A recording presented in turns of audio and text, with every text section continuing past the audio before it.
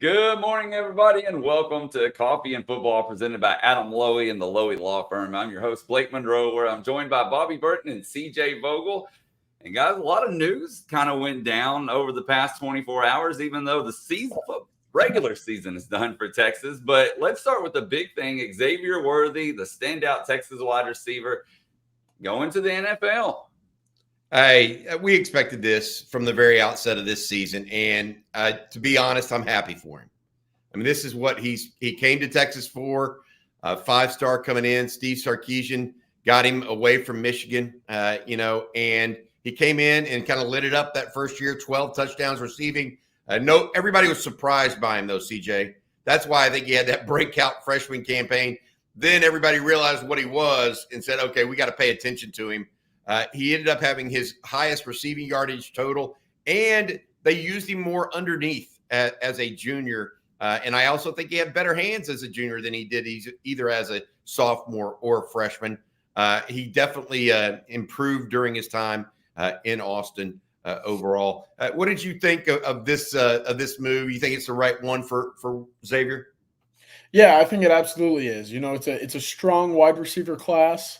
Up at the top, but not many guys fit the skill set that you see with Xavier Worthy and what he brings to the table in terms of just his overall approach to the game. I think Xavier Worthy during his time as a Longhorn will go down as one of the greatest wide receivers in Texas football history.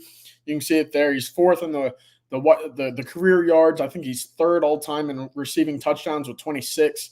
Worthy, for my money's worth, was the most influential recruitment that Sarkisian has won. If you think back to that 2021 campaign, had it not been for a freshman Xavier Worthy, that 5 wins might have been looking a whole lot less. And especially down the road when they really started force feeding him the ball with targets and just ways to get him the rock. If it wasn't for Xavier Worthy early on to set the tone of what Sarkisian was going to approach in the portal, and also how aggressive he wanted to go after elite talent from out of state and around the country, things could have been a little bit different. So I tip my cap. I think all Longhorn fans should be over the moon with what could be from Xavier Worthy in the NFL, because what he did on the 40 acres should not be taken lightly.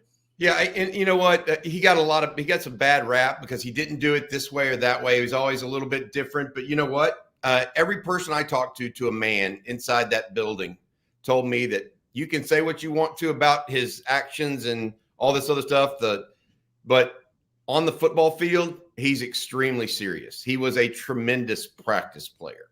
So between the white lines, A++. Gave it everything he had every time he was out there. Often injured, I think, both as a sophomore and junior, which kind of hurt his production. Yet we're sitting there looking at a 1,000-yard season this year, CJ. So he's clearly that. And also he goes into that category of what Sark likes to call touchdown makers. I mean, he's really what Sark tries to recruit in that regard. He accounted for 30 overall touchdowns during his time on the 40 acres, 26 receiving, like you mentioned, 3 TDs rushing, 1 passing as well. They maybe tried to let him pass a little too often at times, maybe, but still happy for Xavier Worthy. And today, Texas awaits the decisions of several others as well, including J.T. Sanders, the tight end, Adonai Mitchell, the young man out of Missouri City, and the state of Tennessee that transferred over from Georgia. He's got to make a decision.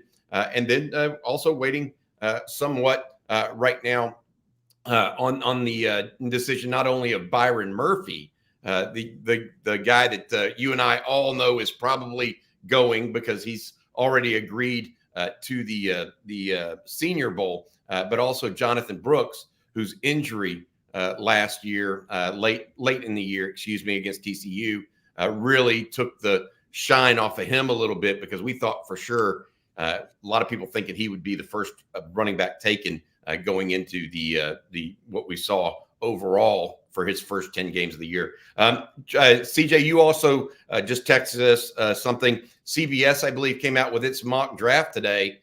Not Xavier Worthy, the first Longhorn, not T'Vondre Sweat, the first Longhorn going, but according to CBS, Adonai Mitchell, the first Longhorn going in this NFL draft. And then who was the second one coming off? Was it T'Vondre Sweat, or not even T'Vondre Sweat? Byron Murphy. Give us a little sense of that one. Yeah. Kind of a little bit of a surprise there. A.D. Mitchell in this mock draft released by CBS Sports 24/7 Sports earlier today had A.D. Mitchell going number 24 overall to the Bills, and also Byron Murphy going number 32. And let me pull it up real quick. They had him going to the Ravens. So two teams. Ravens are obviously very familiar with Texas prospects. They seem to have an affinity for taking Texas guys, and they're obviously big-time playmakers right now for what they do in Baltimore. On top of the AFC, let's add that, which is very exciting as we head into the NFL playoffs as well. But two guys who I think at their position at Texas might not always be considered that top guy, but I should go right away to tell you just how talented they are and how, I guess, impressively the NFL scouts view both of them. So very encouraging. I'm excited to see really both of their draft projections as we get closer to April. Yeah, going into this, you wouldn't have said, okay, Adonai Mitchell's going to go over Xavier Worthy and Byron Murphy's going to go over Tavondre Sweat. I mean, Sweat won the Outland. Yeah.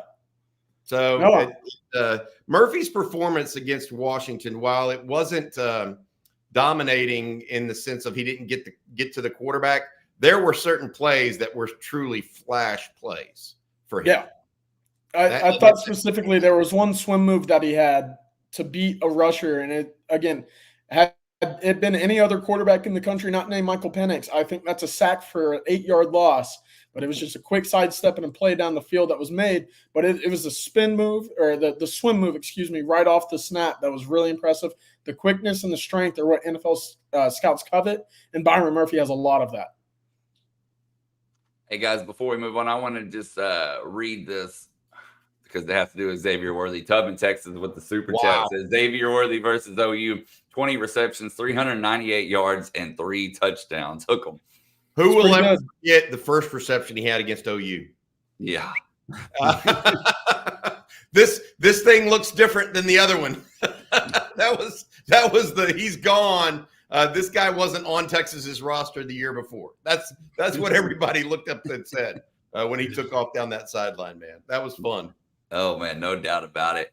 Well, let's talk about the future for a minute. And, Bobby, we touched on this last night on the Longhorn live stream. But Trey Owens making some waves here, as you can see with this tweet from the On3 recruits. And they named Trey Owens the #1 day one top performer for the West team. Curious to get y'all's thoughts on that this morning. Well, I'm curious. CJ's going down. He's literally leaving as soon as this show is over, headed to San Antonio to go see Trey. Their practice gets started around 10:15, 10:30 this morning. But look, Trey Owens, and we talked about it with Rod last night, as well as CJ, as well as you, Blake. He just has all the traits, and he's played against. I think the other thing that people minimize, a lot of these quarterbacks like Jackson Arnold, like at OU, like Quinn Ewers at Southlake, they play in these elite systems, if that makes sense.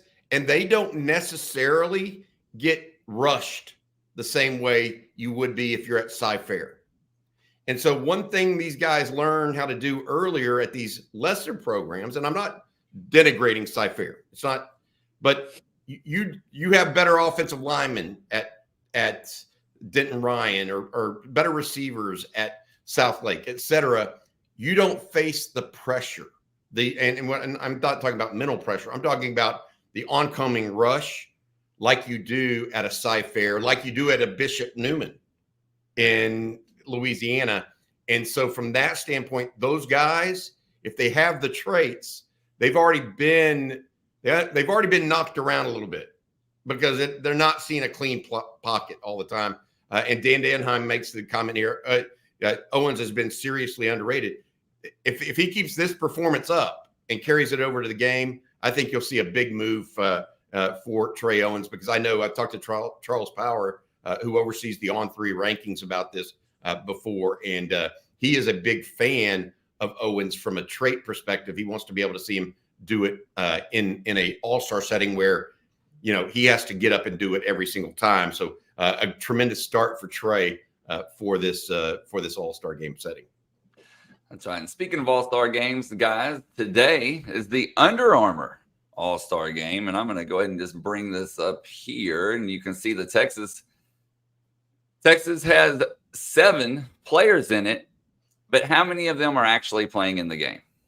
There will be 6 of them. Colin Simmons is still nursing an ankle sprain that he suffered. He told me midway through this past season.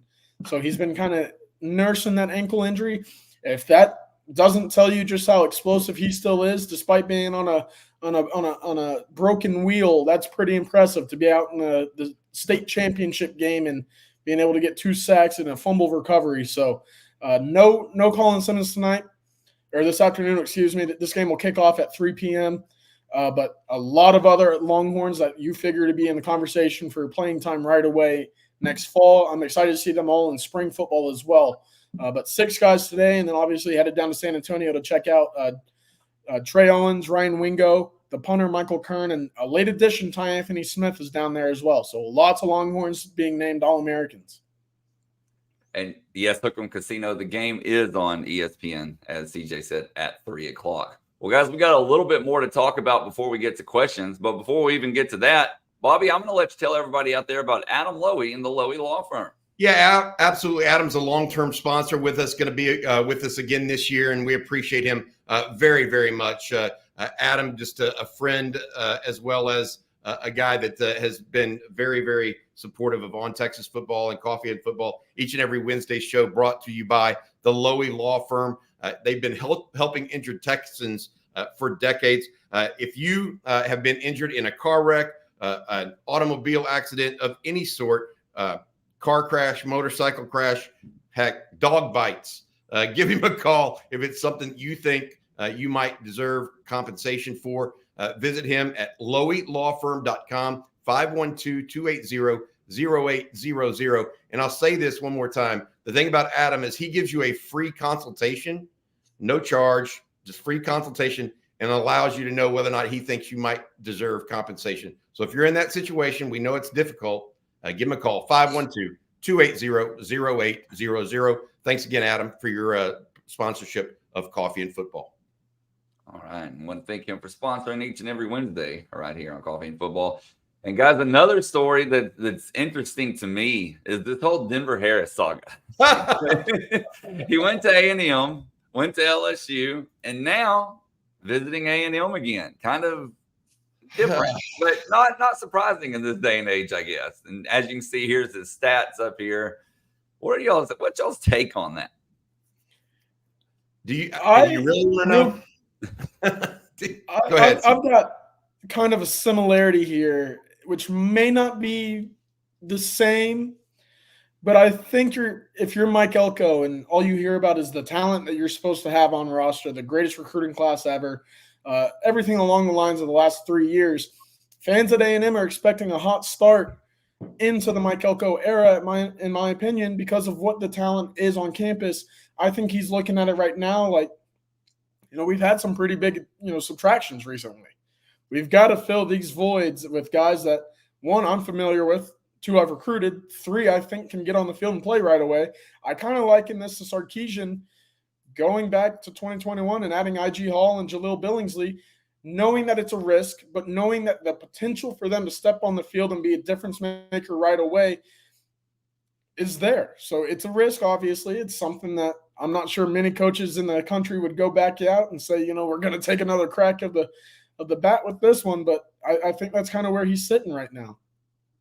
So I don't know if y'all remember the video of him going through a parking garage at about 100 miles an hour or 70, whatever it was, 60 miles an hour, carelessly as a true freshman.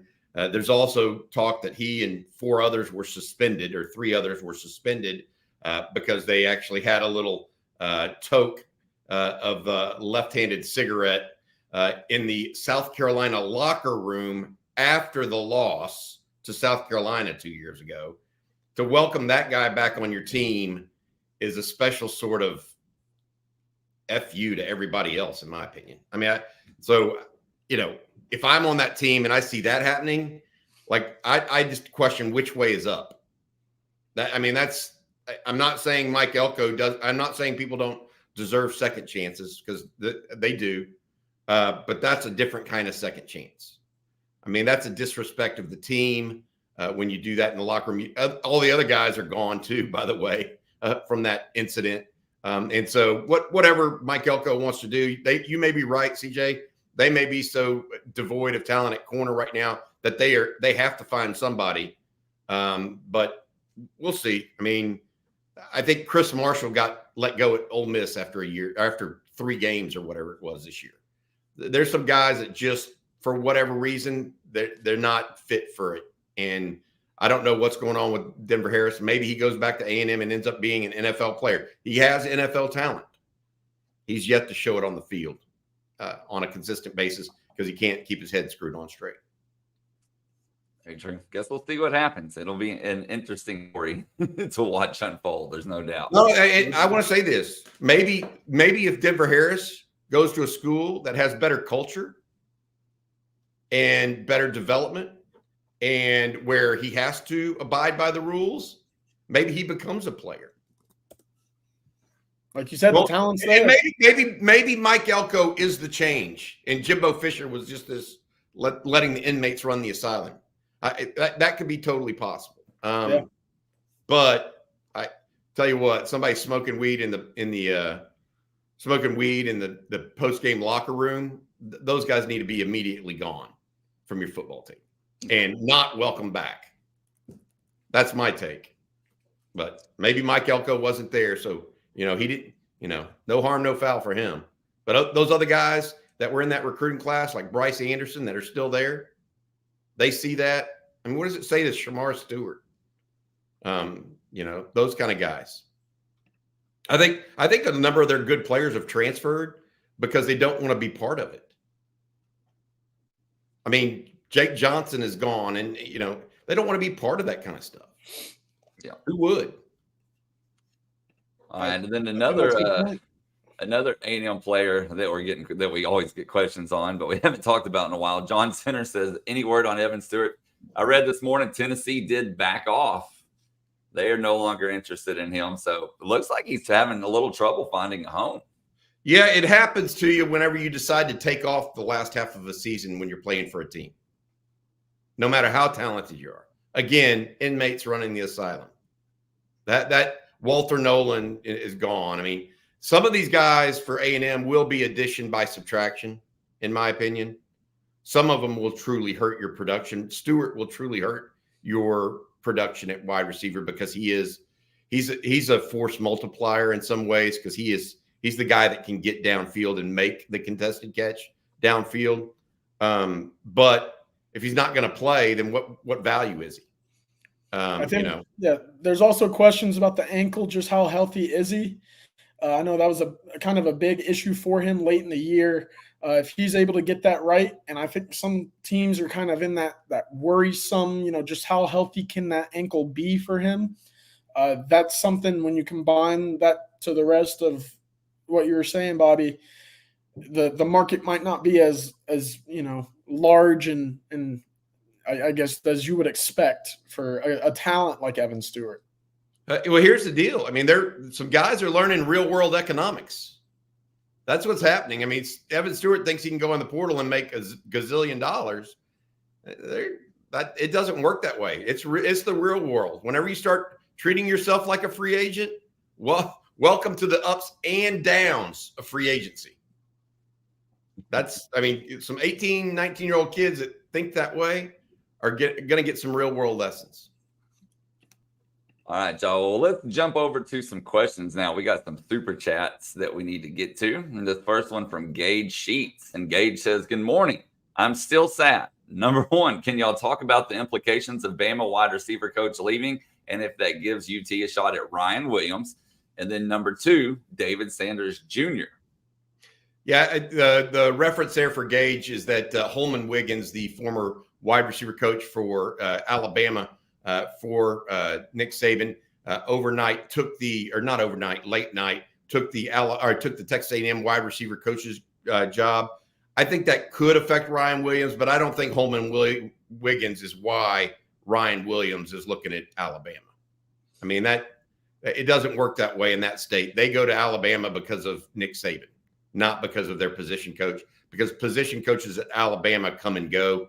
Nick Saban is the single largest factor. Could it have some impact? Maybe. but Holman Wiggins isn't known as this great developer. In fact, ever since he inherited Devontae Smith, Jalen Waddle, those guys. Since that time, I'd say that maybe Alabama receivers has underperformed a little. So let's be clear. I'll let you take David Sanders Jr., CJ, since you know him better. Yeah, I don't know a whole lot about David Sanders, I won't lie. I do know that normally these territorial coaches that you start getting a close to for recruiting schools and stuff like that, when they depart, it's more so been passed on to the position coach at the point in which a kid is committed to. And so while Holman Wiggins has a lot of skins under his belt on the recruiting trail, by now these kids are so kind of acclimated to the coaching staff in which they will play for and meet with and be in team meetings with every single day, that it's almost to the point where his departure won't have a lingering effect on kids that he wouldn't have in his position room right now. So I don't see a whole lot of movement as a result of his departure from Alabama. Obviously, it's a big name and one that made headlines late last night. As you could see, the move from Alabama to Texas A&M is one that A&M fans are very excited about. And I guess they should be, because they see the accolades that these receivers have made previously while he was there, though, Bobby, to your point, not necessarily as a result of him going out recruiting and developing. But when you look at the history of A&M wide receivers who have been completely wasted in College Station, I think this is one of those things where, a fresh start with a known name is one that can get, A&M fans super excited about. Hey, We'll see. Hey, David Sanders Jr. is a big offensive lineman out of Charlotte, North Carolina. One of the top 2 or 3 offensive linemen in the country for the class of 2025. He told 24/7 Sports Steve Wiltfong that he wanted to visit Texas at some point. I think it's too early to say if that's extraordinarily serious or just Texas being thrown in the mix. You're going to hear, and I want to caution everybody on this. Given that Texas just played in the college football playoff, you're going to hear Texas's name thrown out there a bunch in the next 12 months, a bunch. Our job as reporters and as people who comment on this is to figure out which ones actually matter. Right now, we don't know exactly where Sanders is in his true interest in the Longhorns, although clearly he's good enough. Yeah, Bobby, to that point, he was supposed to visit in July of last year for an elite pool party junior day for the Longhorns. He did not make it in, but that should show the interest that Texas made early on, dating back to before the 2023 season. And obviously, as we talked about now, coming off of a spot in the college football playoff, that should be magnified just a bit. All right, y'all. Well, we got another super chat here, and this one for you, Bobby, from Thogita. I hope I'm saying that right. Thank you for the super chat. He says, Bobby, before games, you sometimes have opposing teams' media on for interviews. For A&M, would you rather talk to Billy Lucci or a Yale leader? So I've known Billy for 30 years. So I actually have no problem talking to Billy all the time. He would be, I don't talk to him. I haven't talked to him in a year plus. But I have no problem with Billy Lucci. I mean, he feeds the masses and let him do so. It hasn't really helped them much in that regard. I think that I just don't have a big issue with Billy. I know some people do, but he tries to do his best to do a good job. All right. Well, we got plenty of time for questions, so please get your questions in, and we'll get to as many as we can. And, we talked about the All-Star game a little bit ago, but Christopher Weatherford says, what's the news on the signees in those games? Anything good, bad, or indifferent? I love it personally. I think this is the real last chance that you get to see, one, the real strengths of these kids, and two, the glaring weaknesses as they go into the college system. You see them in a best-on-best setting. And that's exactly what I want to see for a guy like Trey Owens, who, like you said, Bobby, has competed against big-time 6A programs. He'll now have that big-time offensive line in front of him throwing to guys who are going to the biggest college football programs in the entire country. So you finally get to see them on I kind of want to say a fair level playing ground against other of the best players in the entire country. So this is what I like to see. I liken this to what I saw from Alfred Collins back in San Antonio in Lord knows, was it 2018, 2019, way back in the day? But you see at times these kids aren't necessarily where they want to be going into college, and it gives them an idea of, I might have 5 stars or 4 stars and all the offers in the world by my name, but I just got worked out of San Antonio or All-American camp, wherever I am. I need to come in a little bit more humble than maybe I should have thought previously. So I think that is good for all these kids to get the competition against the best quality guys in the entire country. Good stuff. I'm looking at it right now, and based on what you've heard and what you saw down in Orlando, you're going to. We mentioned earlier you're headed to San Antonio after this coffee and football this morning, CJ. I'm just going to go down the list based on what you thought they were heading into that setting in Orlando. Jarrett Gibson, better or worse than you thought? Better. Okay. Daniel Cruz, better or worse, or same? Much better. Oh, really? Much better. I think. Why is that? The way that he carried himself in the first couple of onset drills with a true offensive line, at the center position no less, is the movement, the physicality, and the explosion off the ball was up there with anybody that I saw for his team's practice. I was really impressed with Daniel Cruz. All right. Zena Umeozulu. A little bit better. Again, I hadn't seen Zena since the beginning of the season, and even then, he's filled out probably 10, 15 pounds. He looks more explosive off the ball as well. He looks good. Stock is up. All right. Kobe Black. About what I expected. I think there's still a lot on the bone for him to come away with. A lot of maturity physically for Kobe Black.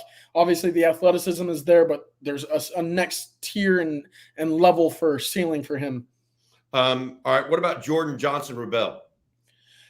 I thought the physical makeup of Jordan Johnson-Rubel was about what I expected. He's not the biggest guy. Physicality might be an issue in terms of press coverage, which I don't expect Texas to use a lot of them. I was probably the most impressed with him, just talking to him, X's and O's, kind of getting to know him behind the scenes than anybody that I talked to. All right. And last, Xavier Filsaime, better, worse, or about where you thought? I was a little skeptical with Xavier Filsaime because I thought, if the film was good, but when you see a kid that talented athletically, how much of it is his rating about him being a football player? And those question marks were answered, those practices that I saw in Orlando. The kid was running first team in all reps. He was, like you said, the athleticism is there. The movement is there. The football knowledge is there. I'm a big fan of Xavier Filsaime's. Okay. All right. Well, I want you to do the same thing for us with Trey Owens, Ryan Wingo, Michael Kern, and Anthony Smith tomorrow, if you don't mind, bud. I'm in. I think Texas fans will enjoy that kind of feedback and somebody that gets to see these guys before they get on campus. Hey, here's the interesting thing. I think every single one of those kids on both sides, except for Kern, are all on campus like in 2 weeks, right? There's 17, or no, 7 plus 4. There's 11 guys in All-American games, these 2 All-American games for Texas. 10 of them will be on campus in 2 weeks. That's so important. 10 of them. So these aren't guys that are way off in the distance. These guys that are going to be on campus in 10 days. CJ, I'm going to put you on the spot. If you had to name an MVP from those players that you saw based on the limited time that you saw them, who would it be? I really like Jarrett Gibson. What I saw from him, I was really impressed. The physical build is that of a kid that's been in a college weight room for 3 years already, and he can still move and he can still catch. What you want in a running back, he possesses it. I'm a big fan of his. Good stuff, CJ. All right, guys. Well, we're going to move on to some more questions here, and let's actually take this one. This is from Antoine to CJ. He says, "What path to playing time do you see for Trey Owens down the road?" Yeah, clearly it's a crowded room with some big names ahead of him. But Bobby, to the point, and Blake, to the point that we talked about earlier with him being named the day one MVP down in San Antonio, I wouldn't say that's a surprise at all to anybody that's watched him play, football this season. He's elevated his play to a level in which I don't think there's many quarterbacks in the country that can come close statistically or with the on-field production that we saw from Owens, obviously winning against Katy in the state high school playoffs. 44 touchdowns, 4 interceptions, a bajillion yards. And again, like you said, Bobby, he's doing so with an offensive line that probably doesn't have the most talent of teams even in his own district. And so I think that's really encouraging because he's in that spot right now to be aware of the pocket. We obviously just saw how important that was with Michael Penix, knowing when pressure is, coming, where it's coming from, how to avoid it and get the ball downfield still. That's exactly what it is with Trey Owens. So the path to the field obviously is dependent upon how early Quinn Ewers and Arch Manning depart for the NFL. Those are going to be the two guys that he's going to have to wait behind. He knows that coming in. There's a whole reason why these guys are as highly touted as they are with the 5-star ratings for both of them. They're going to be having to get their turn on the field first before Trey Owens is able to see just what he can do as a Texas Longhorn. Bobby, one thing that we haven't talked about that's been a hot topic of news discussion, and I'm going to call this person ZC because I'll butcher that name. Any time frame on the linebacker position coach being hired? Can you tell us the latest there? Yeah, the latest I know is this. Johnny Nansen is the leader and has been offered the position, is my understanding. He is the linebacker coach / defensive coordinator at the University of Arizona. He was headed out as of Saturday, I believe, to Hawaii for a little R&R. His wife is from Hawaii, so it's not a true R&R. It's going to see the in-laws. So, take that for what it's worth. But my point being that basically in the next week or so, I think you could hear something if it is indeed Nansen. Nansen, by the way, though, calls the plays for Arizona. I don't think he would call the plays in Austin over Pete Kwiatkowski. So there's a little bit of a dance there that has to happen, right? Like what position actually is it for him? What's the title, et cetera. The other thing I would say is that Nansen and Steve Sarkisian, and as well as Jeff Banks, go way back. Nansen's daughter is on the University of Texas staff for events as it relates to the football team. She's a student at Texas. And then there's the fact that Nansen this past spring was, visiting Texas for spring workouts.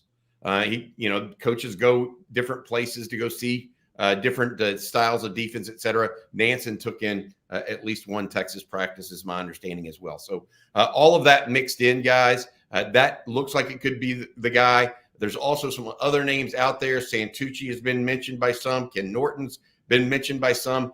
Derek Johnson may try to throw his hat in the ring, but I don't know as of right now that it's going to get past Johnny Nansen at Arizona. Could we know in the next week or 2 weeks? I think that's a fair question. Well, there's no doubt Texas fans anxiously awaiting that announcement. And speaking of anxiously awaiting, Bobby, it's everybody's favorite time of the morning. It's cheers to the new year from our friends at Manscaped, because your resolutions shouldn't be the only things that are well kept.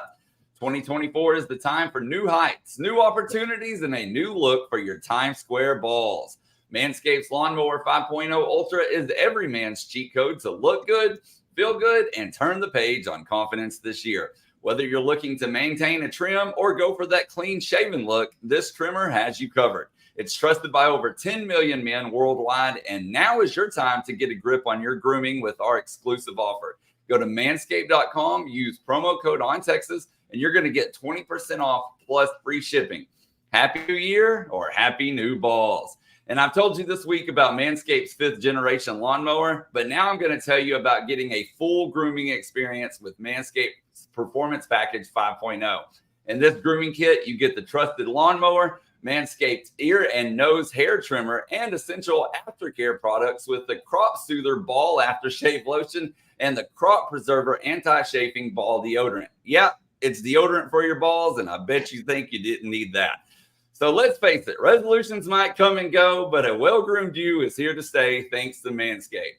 Get 20% off and free shipping with the code ONTEXAS at manscaped.com, because nothing says Happy New Year like a deal that leaves your balls and your budget feeling refreshed. Embrace a new you, and definitely embrace a new trimmer courtesy of Manscaped. Switched it up on you today.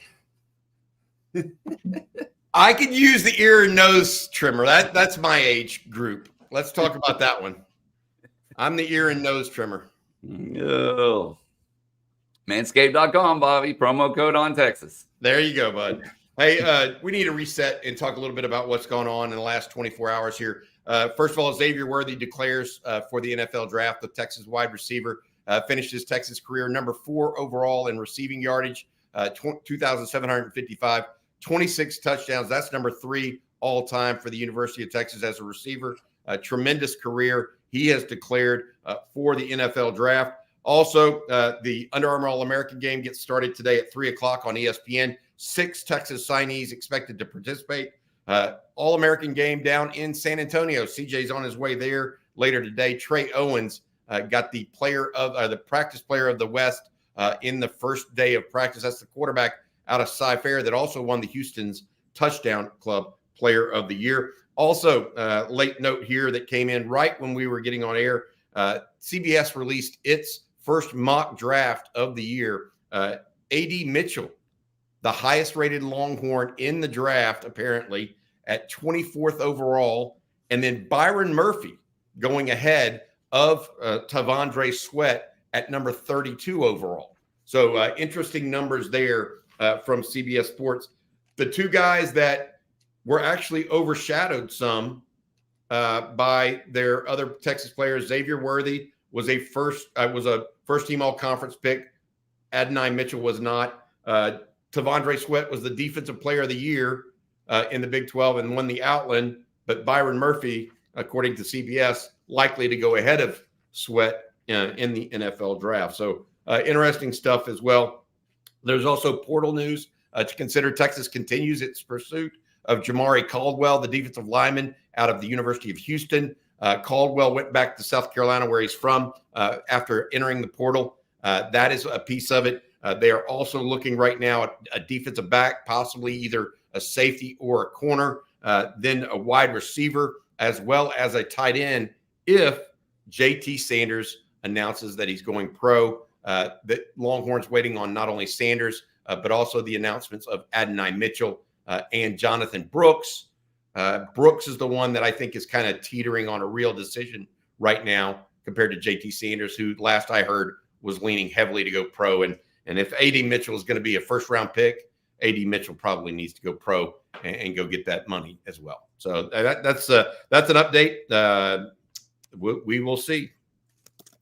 All right. Well, that kind of answers this super chat here from Lee Barden, Bobby. He says, what are the chances of Jonathan Brooks, JT Sanders, and AD returning next year? Monday night was upsetting, but horns always up till Gabriel blows his horn. I agree, Lee. That's so true. I think that Sanders was 75-25 at worst going. So I think he's likely gone. Adonai Mitchell's similar situation, perhaps even more so.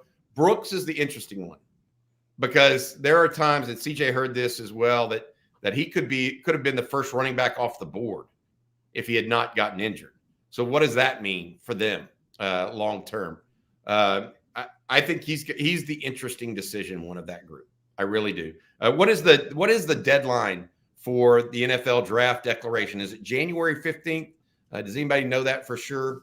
We'll in other words, it should be within 2 weeks, I believe, that we'll know for sure. Plus, I think Texas school starts back for Texas on January 16th.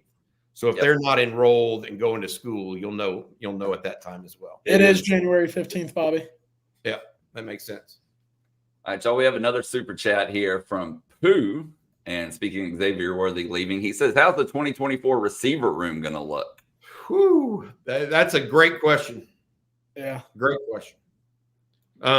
You're adding Jonte Cook is going to be one of them. He's the one that showed as a true freshman that he belongs on the field. DeAndre Moore and Ryan Niblett, a little bit different.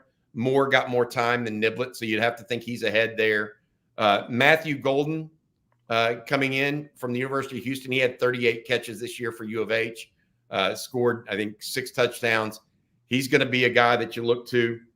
And then also, I think they're going to look, not only within the incoming class, like a Ryan Wingo, Parker Livingstone, those guys, Aaron Butler. Don't forget about him. You just don't know what he looks like coming in as well. But I think they're also going to look for another wide receiver in the portal that could be a wide receiver 1 or a wide receiver 2.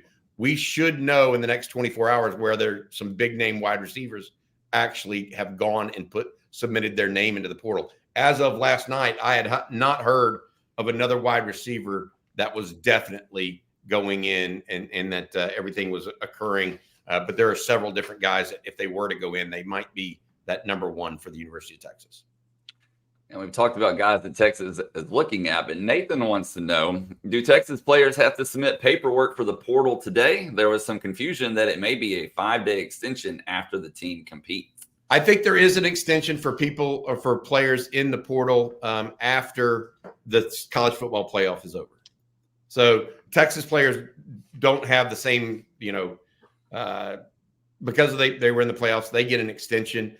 I don't know if it's 5 days or 7 days, though. I'd have to go back and double check. My take on it, I expect 3 to 5 more players from Texas to enter their names in the portal over the next 24, 48 hours or into that extended time period. I would not be surprised if that happens. If it's lower than 3, I will be really surprised. And it's just another reason why I think Steve Sarkisian's got this team going in the right direction. These guys like one another, and that's important for a team. No doubt about it. All right, Miguel Gonzalez says, Bobby, can you talk a little bit about Caldwell and what he brings to the table? Yeah, I mean, he's the one that, I tell you what, Houston gave Texas fits, right? Especially running the ball with that 3-high safety look. Caldwell is the one that went out in the fourth quarter, and Texas summarily ran the ball down the field on Houston for the first time all game. He was the guy that gave Texas all kinds of fit. He is more of a run stopper than he is a pass rusher, but he is a plus player and would fit right into a rotation at Texas. If you're not going to get a guy, you're not going to get a first-round guy out of the portal at defensive tackle. It just doesn't work that way. Those guys are worth their weight. But you can get guys that are going to play and even possibly be a starter for you out of the portal if you're on them from the outset. Texas has been on Caldwell from the outset. There was some question whether or not he had the academics to get into Texas. They're working through that. Texas continues their pursuit of Jamari Caldwell right now.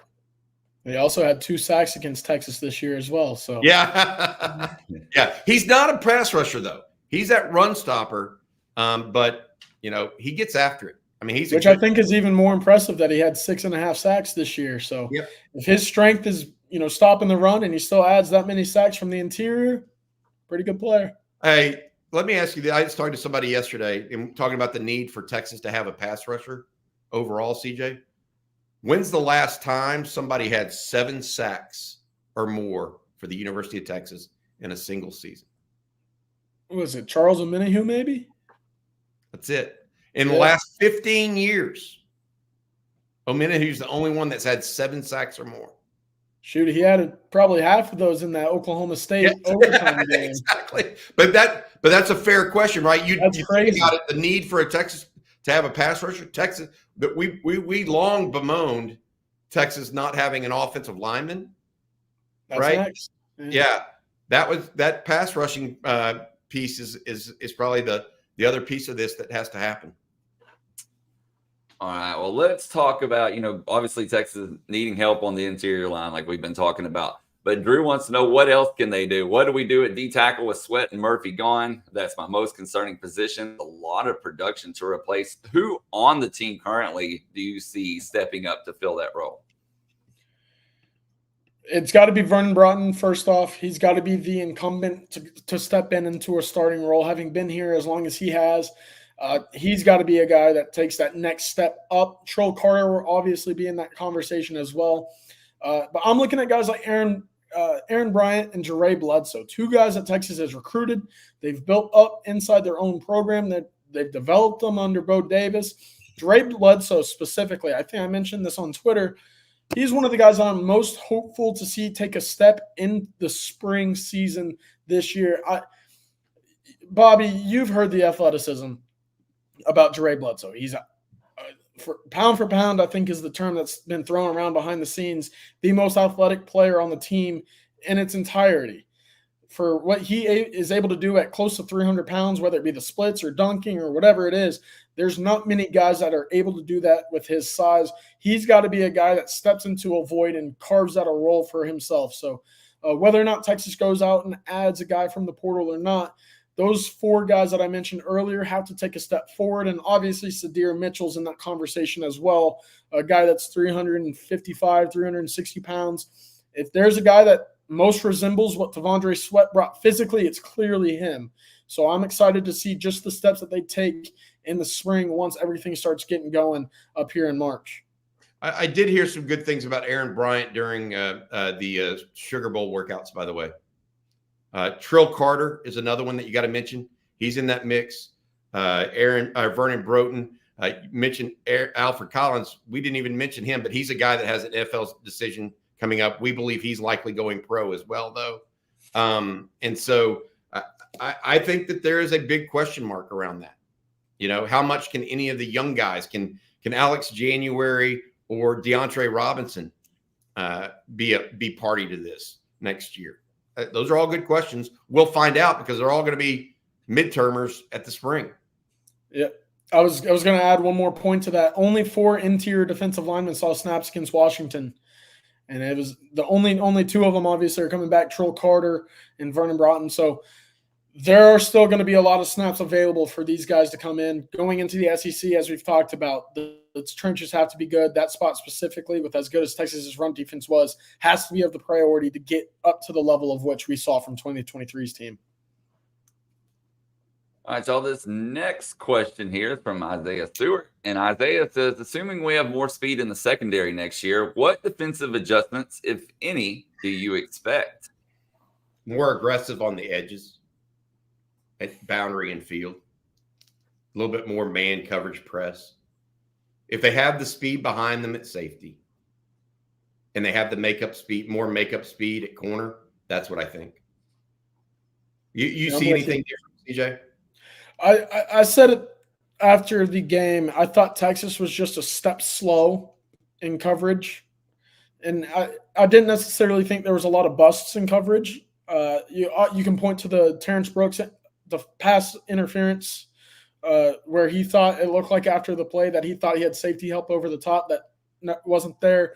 Texas was there. They were in position, but more times than not, is Michael Penix making a throw or Texas being just a one step too late? I look at the play that he threw over the middle, the touchdown that split, I believe, Keaton Crawford and Derek Williams in the second half. They were just one step too slow, and I think that will be the improvement that you see with not only this incoming class, but with the class that was on campus as true freshmen this year. So that's encouraging to me.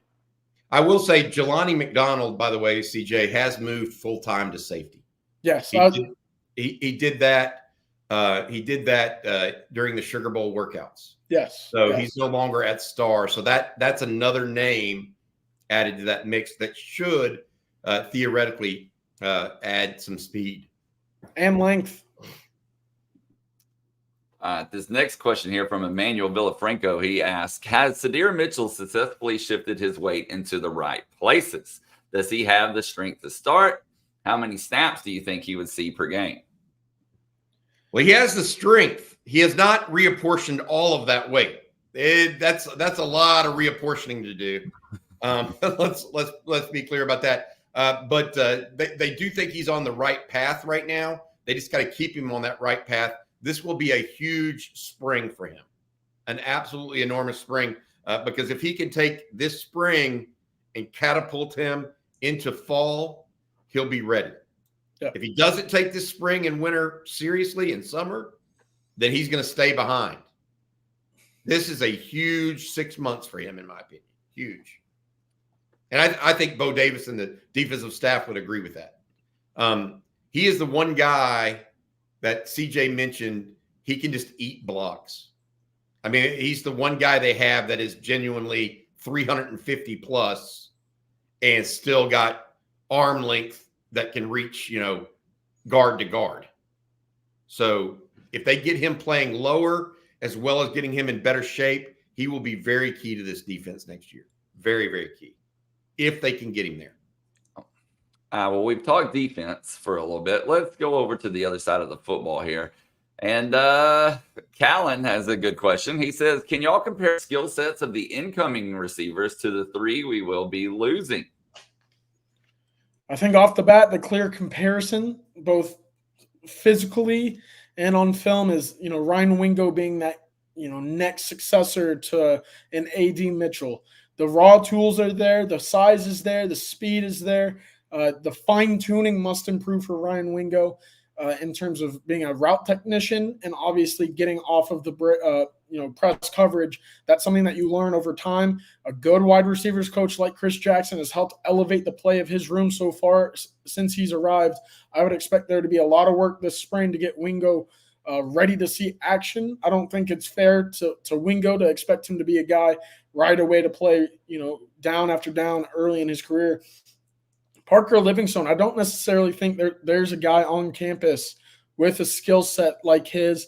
He's obviously 6'4". He's a big body that not necessarily has always been a kind of the wide receiver approach for Steve Sarkisian.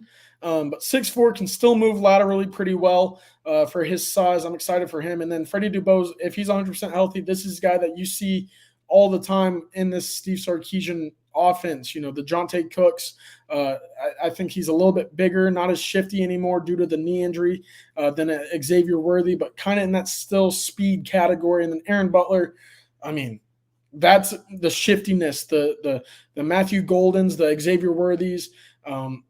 Ryan Niblett was in that conversation when he came into the fold last year as well. So not necessarily a whole lot of guys that you could point to right away in terms of Texas having a pretty slim rotation at the wide receiver position. So a lot of question marks still to be answered with this new coming class and the guys that they have on campus expected to take that next step up. Let me ask you this, CJ. What about Matthew Golden? Where does he fit in this thought process for you? I liken Matthew Golden to a Jonte Cook. I know we didn't see a lot about Jonte Cook this year, but dating back to when I would see him in high school, he's a very well-rounded, all-encompassing wide receiver in terms that there's a little bit of everything that he does very well. He's quick, he's fast, he's explosive. He knows how to get off the line. He's good at running routes. I see that all in Matthew Golden as well. I think that there's a little bit more of a deep threat off the bat with Matthew Golden. I think he's a little bit more explosive jumping to get the ball than Jonte Cook. But that's not to take away from Jonte's ability because he is one of the best well-rounded wide receivers I've covered in the high school ranks. He's up there with Evan and Micah, Jackson Smith and Jigba as well. A lot of these guys are very, very talented coming out. There just is a bit of a developmental gap right now with Matthew Golden having been in college for a couple of years now. Let me ask you this. If you had to guess, and somebody asked about Moore and Niblett, if you had to guess the starting lineup with what you know right now and not saying, okay, they're going to get another guy from the portal, the three receivers for Texas next year, who are the starters for Texas next year in your opinion? Jonte Cook is absolutely one. Matthew Golden is absolutely one. The question to me is where does Steve Sarkisian go next? Is DeAndre Moore physically ready to take on that Jordan Whittington role in a way? Is Ryan Wingo able to learn the playbook and the nuances of Steve Sarkisian offense and play right away?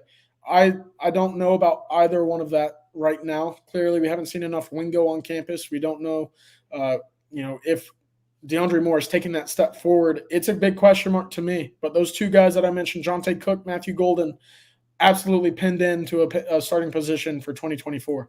So we're really looking for wide receiver 3 if they don't get somebody big out of the portal. I would think so, yes. That makes sense. All right, y'all. This next question here, let's do Haoli Frioli 93 says, without as much experience in the wide receiver room this coming season, do you think we see more rotation at that position? Now that's a great question because that talks about I think that the reason you didn't see much rotation this year is because there is a clear delineation of your top 3 in the next group. If the delineation is not as clear, then you may see more rotation. You may see Sark try to see, okay, who's going to go make a play that day? I think that's a fair question. To that point, there was I forgot who said it. It was a baseball manager, a legendary baseball manager way back in the day. And it's, if I have a Ferrari back in my garage, why would I drive a Corolla? And it's, it's one of those things that you have that. I don't want to discredit the wide receivers in the room that aren't getting snaps. They're talented. They're at Texas for a reason. But we're seeing Xavier Worthy and A.D. Mitchell getting mocked in the first round of the NFL draft.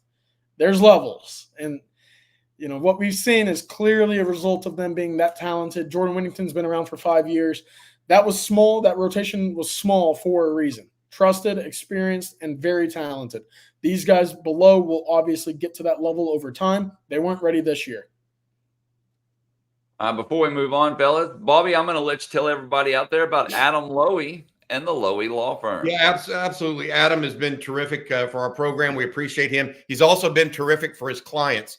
Adam and his group have been helping injured Texans for decades, whether it's a car crash, motorcycle accident, a dog bite. Adam said something that you think that has happened to you that just makes no sense, and other person is responsible for it. Give him a call, 512-280-0800, or visit him at loweylawfirm.com. That's 512-280-0800. Visit him at loweylawfirm.com. Adam and his group give you a free consultation before any paperwork is signed to give you an idea of whether or not you might be due some money or compensation for your trials and tribulations. All right, guys, we got a super chat here from Juan. Thank you, Juan, for the super chat. He said, I know I talked yesterday about getting rid of either defensive back coach or safeties coach. I like PK, but remember, when he was at Washington, he had Jimmy Lake from the NFL helping him with the coverages in the back end. They were really good.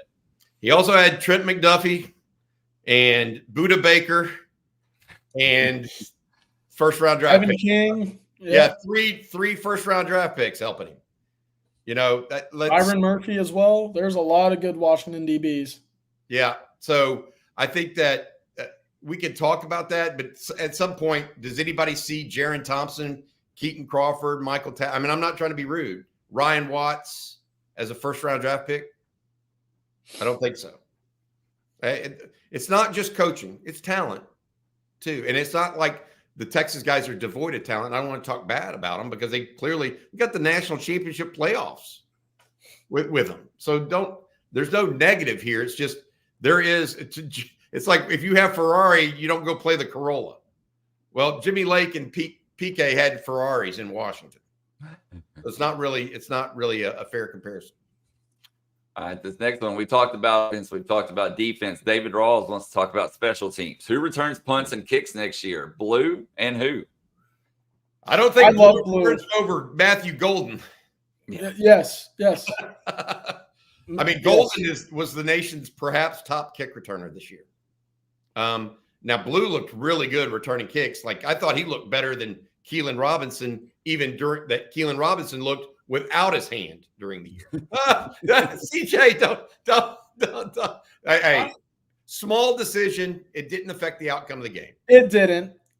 But I couldn't believe that there was even a chance that he was going to play or field a punt or kick, or whatever. But yes, to your point, Matthew Golden, all American, all conference punt returner, very talented, amongst the nation's best in average yards return. He should be penciled in for both, in my opinion. Well, as kick returner, he didn't lead. He wasn't the punt returner for Houston. They had another guy that was really good at punt return, but he might be the punt returner, CJ. The guys on campus that they were working at that position, that return, are Jonte Cook and DeAndre Moore. And I think they like Moore's hands as a punt returner slightly better. So give and take there. And maybe it's Jaden Blue. Hey. Right? At punt returner or and goal. Real quick, if you're in that punt and kick returning spot under Jeff Banks and there's questions about your hands, you will not see the field. Just ask Deshaun Jameson. Yeah, it's a great point. I mean, literally returning kicks in the NFL, but rather go with Xavier Worthy last year. Good question or good thought. All right, Antonio Harris with the super chat. Thank you, Antonio. He says, when does this 6-year plane go away? Stetson Bennett 2 years in a row. Now Michael Penix Jr. very irritating having grown men play these kids. Thank Or you, guys. seventh year in the case of Casey Thompson and Cam Rising. How many years is this for Dylan Gabriel? I mean, Dylan Gabriel's going to be, what, 25 playing for Oregon next year? Look, COVID has added a year. It should be 5 years.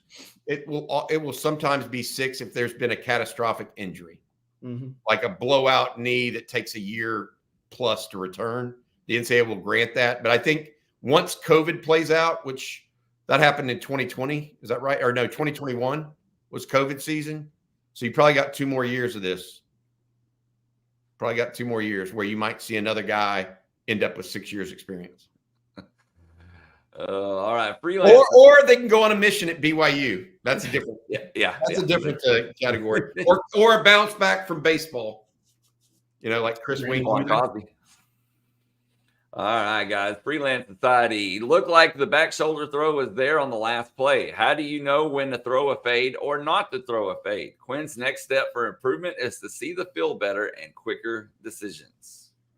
I think this was one of those pre-snap, I know what I'm going to do. I know that I have to give my best receiver a chance in this situation for this situation, and that was a jump ball. Clearly, we saw the snap right before Braylon Trice was up the middle like that. So in my eyes, and having rewatched the play a million times now, I don't think there was a real read there. I think it was a pre-snap. I know what I'm going to do with the ball because I have to. It wasn't a read. It wasn't let's see what formation or approach or alignment that the defense is in. Clearly, we know they're going to defend the goal line.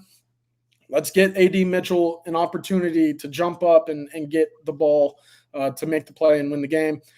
Looking back, yes, a back shoulder would have probably given a better chance, but that's hindsight. That's knowing that for whatever reason, the Washington DB was going to be 5 yards into the backfield or into the end zone where, in situations like that, you're taught do not let wide receivers get to the pylon or a corner. So that is my mindset there. I think it was a misplay and then a great, reaction and adjustment onto the football. That was one of the best plays on the football I've seen from a DB that didn't have any kind of controversy in terms of DPI or getting there too early. He played through the football. He jumped, I think, 100 inches into the air. It was incredible, film from behind. So it would have been great in hindsight. I don't think that was the mindset of Quinn going into the play, which was we got to get some sort of chance to win the football. I think that the pylon route was there. It didn't even have to be a back shoulder. Could have been a quick out. I mean, he was free. I think Washington guessed right is what I think. That's ultimately what happened. That you either play him tight and play him tight, then the jump ball looks good, right? Yeah. CJ. Then it's about getting the right height on the ball, the right angle, and letting your receiver see it first. The other piece, if they would have thrown a pylon route, I think is a touchdown. But I just, like I said, I think Washington guessed right, 50-50. And maybe part of Sark's decision in that to go with that had to do with the batted balls. So a pylon route more likely to be batted, right? They were doing a good job of getting their hands into the passing lanes. That's number one. And number two, Sark hasn't been, with Quinn, a hard thrower in the red zone. He has not made skinny throws historically with Quinn. It's been RPO stuff that's been successful. And so as we look towards next year, that's got to be something Sark and Quinn both, I think, work on to get Texas better in red zone. Quinn's got to be quicker, and Sark's got to be more willing to put him in those situations. It's got to be a little kumbaya there between those two. Yep. All right, guys. Dan wants to know, when do the early enrollees hit campus? And I think it's next week. I mean, school starts the 16th, and it's the 3rd. So they'll probably get in next week. I know I talked to a player's parent last night, and I think they're due back. The kids themselves are due back on Monday or Tuesday. They'll get a few days off here. So winter conditioning starts almost immediately You know, these guys don't get a lot of time off. They're on the hamster wheel. Let's be clear. These kids are on a hamster wheel of continuous improvement. There are times when winter workouts are more serious. To Richard's point there, I believe they start the week they get back to campus, the true winter workouts. All right, Trace asks, assuming the better team won, does Washington's incredibly precise offense in person inspire players to focus more on mastering Sark's schemes? I don't think it's necessarily that. I think it's more on the defensive side of the ball, thinking we've got to be better up front. We got to play better complementary football on the defensive side of the ball, helping out the secondary. Penix wasn't touched all too often. He was pressured. He wasn't touched. He wasn't hit. That has to change from the pass rushing side of things, and that will certainly help out the secondary. You look at, a number of other games that occurred, this past weekend. Quarterbacks get hit, balls flutter up in the air, things occur differently as a result of pressure starting up front. That never happened with the Texas front. Credit to Penix because he was great at stepping sideways, stepping up, running.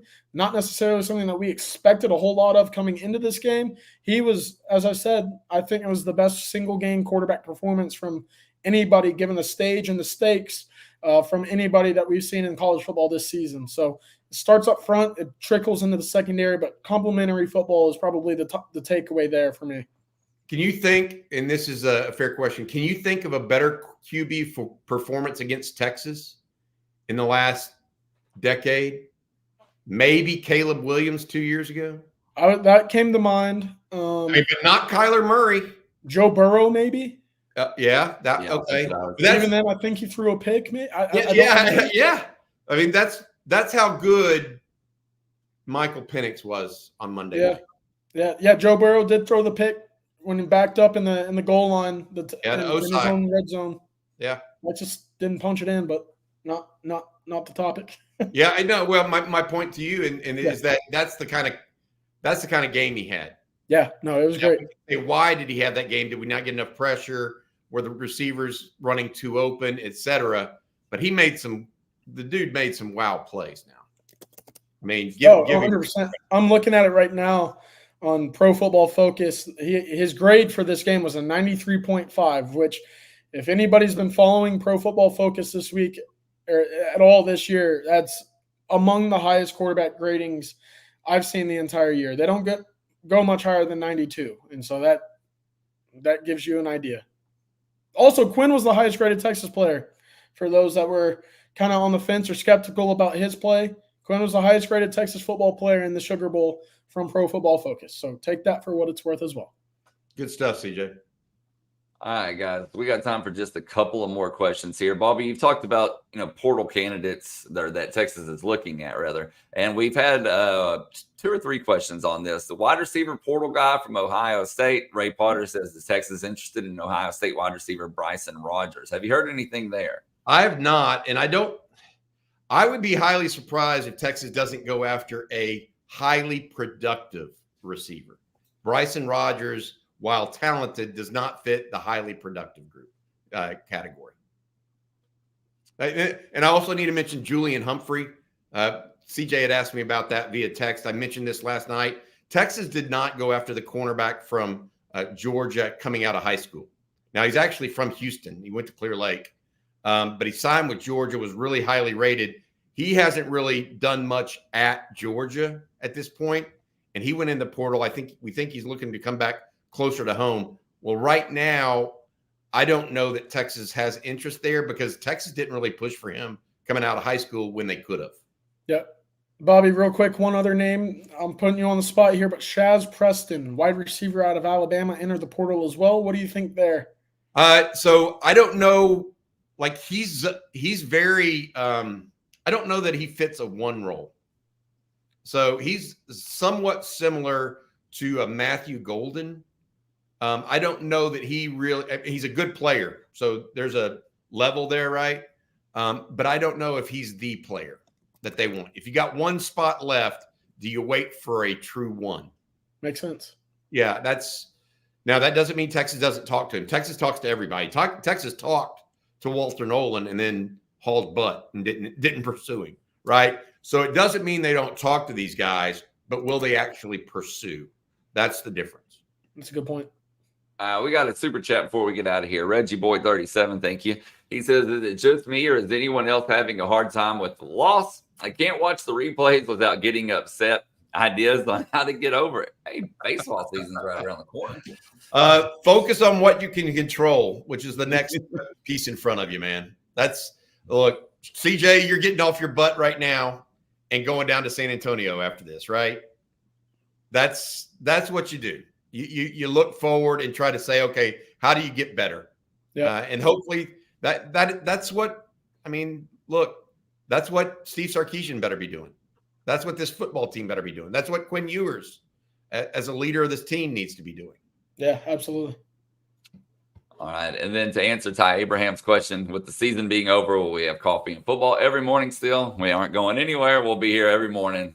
Hey, we've got plans for 2024, guys, that I hope will excite everybody, whether it's some guests that we're working with and common that come on all along, or a number of other aspects of it that we're getting ready to. I mean, it's just this has been a great past year. We're going to continue to build this and make it the place for Texas fans to kind of unite and talk about Texas football and sports in general, recruiting, everything about the University of Texas. Hope it's your home away from home when it comes to Texas football. There you go. And speaking of on Texas football, Bobby, tell folks what they can expect later today. Well, got two things coming up. CJ, you're going down to San Antonio. You're going to go see Trey Owens. I'll interview you after that for the recruiting breakdown, get your immediate thoughts on that. And then also I've got Rod Babers later today for the state of the program, brought to you by the Adam Lowy again. Rod and I are going to talk a little bit about the game, but a lot about what we see coming forward and what Steve Sarkisian and his group are going to want to do over the next 3 months, or 2 months really, before we get going into spring ball. There you go. All right, guys. Well, it's time to wrap this one up. We want to thank Adam Lowy and the Lowy Law Firm for sponsoring today's show. Got to thank Manscaped as well. Thank you all for tuning in.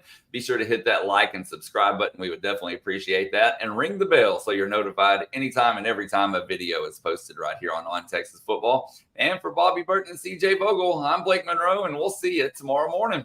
Welcome. CJ, drive safely.